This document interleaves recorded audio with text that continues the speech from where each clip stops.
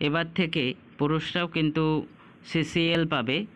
এবং কলকাতা হাইকোর্ট যেটি জানিয়েছে, বাবা এবং মা দুজনারই ভূমিকা যেহেতু খুবই গুরুত্বপূর্ণ, যার জন্য এবার থেকে বাবারাও কিন্তু সিসিএল পাবে।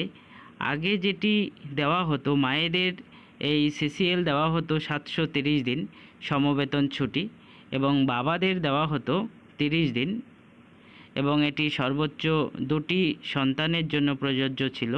সন্তানের 18 বছর বয়স পর্যন্ত যে কোনো সময় কিন্তু এই ছুটি নেওয়া যেত, এবং 1 বছরে 3বার সিসিএল বাবদ ছুটি পাওয়া যেত।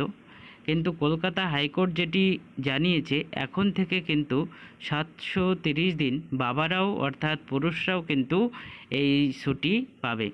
অর্থাৎ কলকাতা হাইকোর্ট যেটি বিশ্লেষণ করে জানিয়েছে, এখন থেকে পুরুষদের জন্যও কিন্তু 730 দিন এই চাইল্ড কেয়ার লিভ দেওয়া হবে।